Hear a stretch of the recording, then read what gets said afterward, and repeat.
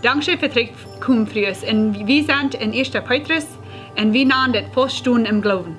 En so Petrus dat is brief geschreven te de mensen die nie weer im Gloowen, dat ze zullen Faust in Gloowen. En hij heeft een brief geschreven om het Mut te spreken. En hij redt van veel verschiedenste dingen. En dat is voor ons van deel krijg zo goed als dat verduidelijkt weer. Wens God zien wordt als krijg zo fan voor ons van deel. En als krijg zo nodig voor ons van deel als dat dan weer. En so van deel waar we wieder reden van versen 5 tot 8. En so dit video dat post helpt met dat verje. En so Petrus waar beim Denken halten blijven. Te deze mensen wordt hij geschreven dat Jezus de Aarkstein is. En we zullen loten dat zij zich zullen loten omanderen. En ook dat zoals levende steinen brokken, om een jesselje tempel bouwen. En zo, en van daar waar we van reden, wo we door Jezus Christus kan een jesselje offer brengen naar God.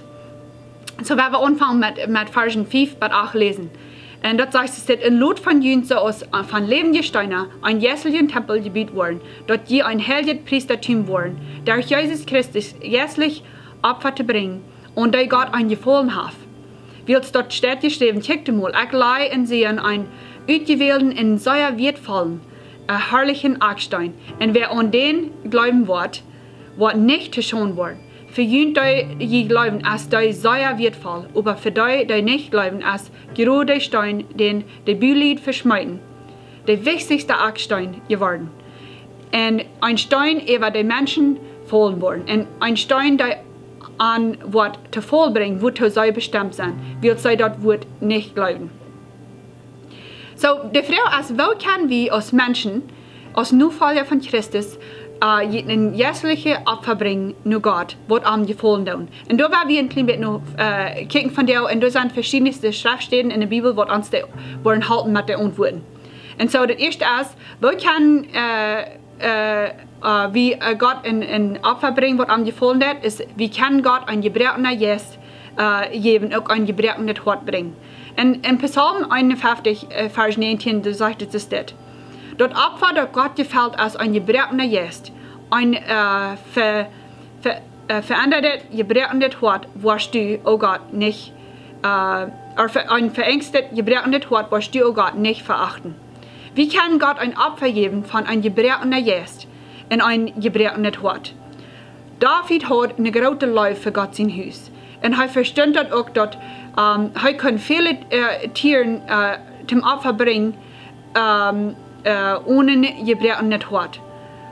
So, vielleicht hat David vielleicht auch Opfers gebracht, nur den Altar mit der Monaten, ohne dass er hat, die sind ihm bekannt, was er in sein Hort hat. Und er, der das anerkannt nu, dass, wo lade ich das ist und wo nicht Meinung das hat. Und dass das nicht wird ist, wenn er nicht in zwei gebrochenes Hort hat, so es er nu hat. Und so ein gebrochener Geist kann wir nur anbringen. Dann, und wenn wir einen gebrochenen Geist haben, dann sind die Gedanken, die auch wichtig sind, weg. Die gehen dann weg. Wenigstens dann können wir uns wirklich sein, für wer wir sind. Und die irdische Anstellung, die einer so leicht kann haben hier auf dieser Welt, und die geht dann weg, wenn einer einen gebrochenen Geist hat. Und so dann denkt einer nicht so, einer ist mehr wird, als was einer ist in sich selbst. Und so ein gebrochenes Hort ist Krieg anders als ein hartes Hort. Und Gott kann nicht in unser Leben so schaffen, als er will, wenn wir ein hartes Hort haben. Und dann sind wir nicht üb, um die Arbeit, was er will, in unser Leben tun. Und wenn wir ein gebrochenes Hort haben, dann sind wir empfindlich zu sind. Dann haben wir ein Verlangen, um uns zu lassen, am anderen von Gott, wenn wir einen Weg gehört haben. Und dann das nächste Ding ist, wir können uns Körper geben als ein Opfer. In Römer 12, Vers 1 sagt es, dass Brüder, weil Gott so viel Not und Mitleid an uns bewiesen hat, muss auch jenen Körper Gott zu geben als ein heiliges, lebendes Opfer, das Gott annehmen kann und lässt dort den jährlichen Gottesdienst sein. Einer mag vielleicht sagen, ich dachte, wir können nicht uns heilig merken. Und das ist so, wir können nicht. Aber die Frau als, wo kann ich meinen Körper geben zu Gott als ein Opfer, was am gefallen wird? Für viele von uns, wir haben dort all vielleicht ein bisschen studiert, wo dort im Alten Testament wir, wenn der Priester da in Opfer springt, nur den Tempel. Wir tun das nicht mehr. Und so, das kann einzig mal ein bisschen confus sein, wo steht dort dann, wenn die Bibel von redet, wo wir sollen Opfer springen, nur Gott, was am gefallen wird. Und so, wir können uns Körper geben, nur Gott, als ein Opfer, was am gefallen wird. In Römer 6, Vers 13, du sagst, dass Lut, die sind keine leere Brücken, die eure Gerechtigkeit zu tun. Gib Leute Gott an, als Söhne, die vom Tod zum Leben gekommen sind, und Lut am jene leere Brücken, die Gerechtigkeit zu tun. Und so, wie kann das hier sein, dass wir sollen nicht luten an sich leere Brücken zum den Sinn. Wir sollen nicht luten an sich leere Brücken zum Sinn tun, aber wir sollen Leute Gott uns Hand geben. Und wir sind von Tod zum Leben gekommen. Hij will an sich leren brengen. Zodat we kan de gerechtigheid doen. Wat we kan nun altoe brengen als een Entscheidung für Heiligkeit. Und uns Hand geben zu der Arbeit, was der Heilige jetzt will in uns Leben schaffen. Und wir können unsere Körper geben nur Gott als ein Opfer. Und Gott wird unser Leben heilig machen, dadurch, dass er all die Dinge aufbrennt in uns Leben, was er nicht will haben, was wir sollen in uns Leben haben. Und dann drittens, als dort Paulus sagt in Römer 15, Versen 15 und 16, dort Evangelium predigen, dort annehmen sind für Gott ein ungenehmes Opfer. So, Römer 15, Vers 15 und 16 sagt es dort, aber ich habe ihn doch über viele ganz dries geschrieben, um ihn denken zu halten, weil Gott mir die genug geschenkt hat. Christus Jesus sein Diener und der Felder zu sein, an als ein Priester Gott sein Evangelium zu predigen, so dass die Felder für Gott ein ungenehmes Opfer sind, dort durch den Heiligen Geist geheiligt ist. Das ist bloß wunderbar, wenn wir das lesen. Paulus wisst dort, dass bloß durch Gott seine Genut kann er in deiner Seite Jesus Christus, durch Jesus Christus zu dir riechen. Und als ein Priester, dort das Evangelium predigen. Und dann sagt er so, dass die Felder für Gott ein ungenehmes Opfer sind.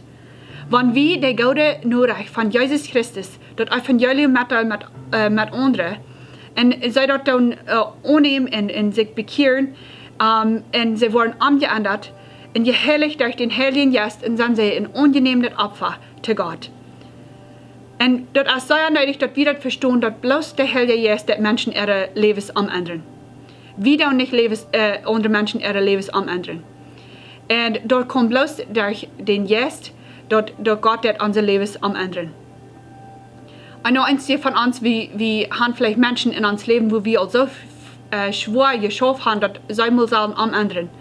Aber wenn wir dazu kommen, dass wir das können verstehen, dass ich kein Leben umändern, dass wir bloß unsere Friede und unsere Freiheit ausleben und beten für ihn, dass der Geist wird in ihr Leben schaffen. Und so, dann fällt eine große Weg von einem seiner Schüler auf, von einer, dort ich wirklich verstehen kann, dass ich nicht Menschen umändern, aber Gott, der durch sein Geist Menschen umändern. Und dann viertens, wir können ein Opfer geben durch Loben und Bekennen mit unseren Lippen und auch gute Daunen in andere mithalten. In Hebräer 13, Vers 15 bis 16 sagt es das. Dann wollen wir nun durch Christus Gott einmal loben und wenn uns ein Opfer, dort meint unsere Lippen sollen bekennen und loben. Vergeht nicht gute zu tun und andere mithalten, dort sind Opfer, die Gott gefallen. Wir als Menschen, die im Glauben sollen einmal Gott loben durch Jesus Christus, für was er für uns getan hat. Und das können wir geben als ein Opfer. Unsere Lippen sollen bekennen und loben. Und das wird so sein, als wenn wir, das können wir nehmen, als wenn wir mit anderen mitteilen, was Jesus für uns getan hat und was er hat unser Leben geändert. Das ist ein Opfer, nur Gott. Und wenn wir dann loben dafür, einmal Gott loben für was er getan hat für uns. En dat is tweede ding wat in de vers zegt, dat als dat een Opfer geven te God, als andere goden te doen en andere methelpen.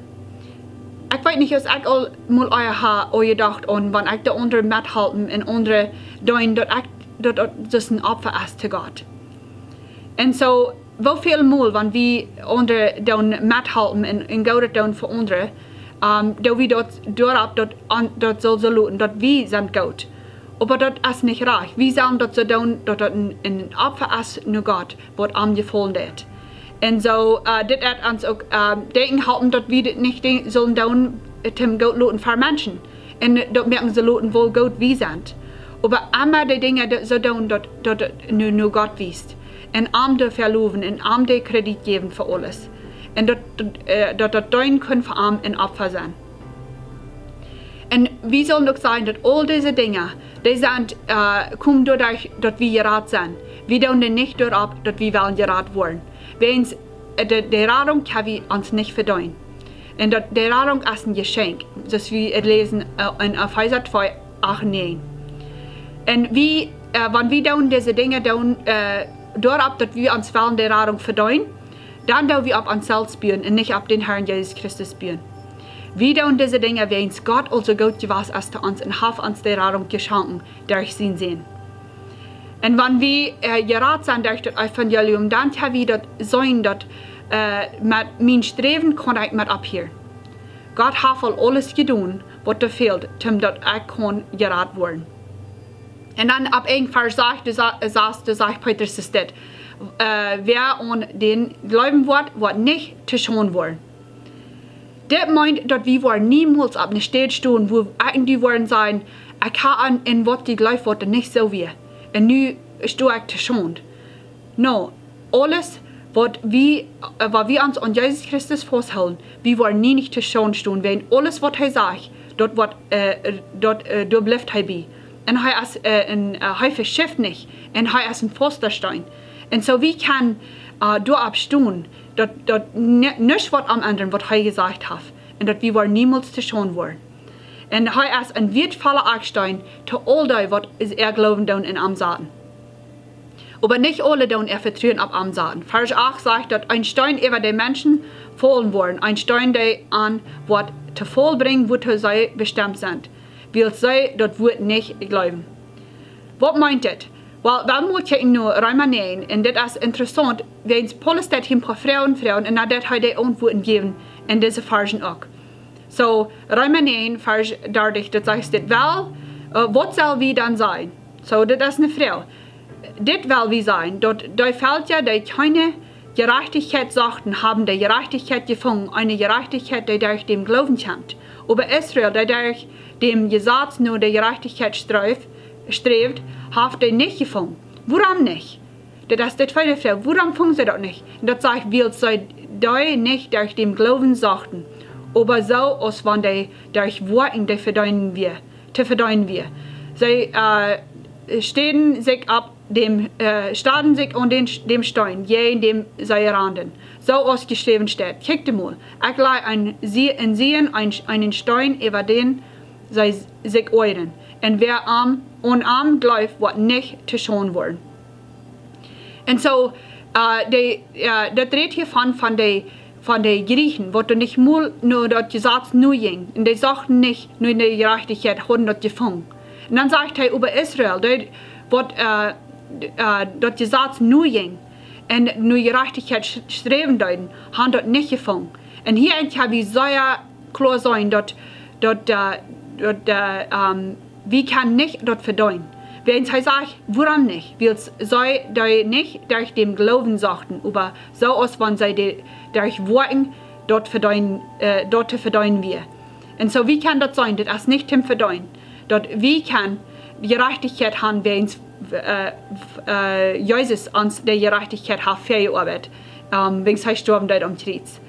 Und so, wenn wir Schluss merken mit Versen 9 und 10, hier in Kapitel 2, und das sagt es dort, aber je sind ein ausgewähltes Volk, der kann ich sein Priestertum zu sein, ein heiliges Volk, Gott sein eigenes Volk, dort die andere sein sollen, wo wundervoll der ist, der ihn aus dem düsteren Rückgrat hat, und ein sein wunderbares Licht gestaltet hat. in seine wunderbare Gestalt hat. Je talten einmal überhaupt nicht aus ein Falsch. Nie übersehen je Gott sein Falsch. Je stünden zu einer Zeit nicht unter der Gnade. Nie überhaupt je Gnade gefunden.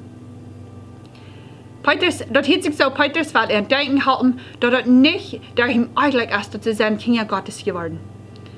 Und daran denken, dass Gott nur sich selbst gebracht, wenn's, was er hat Jesus geschenkt. Er sagt, je talten zu ein Tiet nicht aus ein Falsch. Einmal ist das leicht für jeden, wer wie euer sein gewasst. Und wo Gott uns hat umgeändert und wo er uns hat genommen aus seinen eigenen Kindern. Und er sagt, sie sind heldet falsch. Das ist nicht aus ihren selbst, aber durch Gott seine Gnade. Und so, das wir nicht, dass sie sich das selbst verdient haben. Und das würde nicht sein, dass alle Menschen das würden annehmen, dass Jesus für ihn gestorben wäre. Jesus zu seiner Zeit, wir ein Teil Menschen, die am Deuten zu sich schmieden, aus dem Leben der Stein. Und wir waren gerade so, wenn wir unsere Verzeichnisse mitteilen, für wo Gott ist zu uns gewasst und was er getan hat für alle. Menschen waren dort, da waren nicht alle Menschen sein, die das waren annehmen. Da waren ein Teil sein, die das waren zu sich schmieden, während sie wollen nicht ab Jesus spüren. Sie wollen lieber ab sich selbst spüren. Und da können wir uns abverloren. Aber das soll uns nicht reinholen, um uns Verzeichnis mitteilen, von wo Gott uns hat aus der Distanz zurückgebracht in sein wunderbares Licht gesagt. Und wenn Menschen das nicht annehmen, was wir vertellen von Gott, das soll uns nicht verführen. Und so, aber wir wollten dort, wenn wir uns glauben sollten in den Herrn Jesus Christus, dass wir wollen nie nicht zu Schande kommen. Wenn Jesus als Krieg überrein, gestern von der und morgen, heute niemals am anderen. Und er wird immer tun, was er gesagt hat. Das ist ein fester Grund, wo er die tun abbiegen. Und an dem Schluss will ich bloß noch lesen, Jesaja 28, Vers 16, der wir letztes Mal auch mitteilen. Aber ich will bloß den Schluss mit diesem. Nee, Gott der Herr sagt zu ihnen, horcht mal, ich sah in Sehen ein Argstein, einen sehr fester Stein, der nicht verschifft, und das ist ein wertvoller Stein, der holen wird, wer glauben hält, wird nicht aus Angst tagen. So werden wir uns bühen ab diesen festen Stein, der nicht verschifft. Dort ist Jesus Christus, er ist ein wertvoller Stein. Und wenn wir dort mit Menschen mitteilen, die Menschen wollen das nicht alle annehmen, aber wenn wir dort mitteilen, Gott wird in den Menschen ihre Horten schaffen, zum am anderen. Und wenn dort Menschen sind, die das bloß zu sich schmieden, werden wir dort nicht Leute ans Dreh holen, zum dort mitteilen, wo Gott zu uns gewasst ist und was er hat getan für alle Menschen. Und so werden wir wieder mitteilen, Gott seine Gottheit, was er hat zu uns gewesen. Gottes Segen bis nächstes Mal und dann werden wir wieder bleiben in Gott sein Wort. Gottes Segen.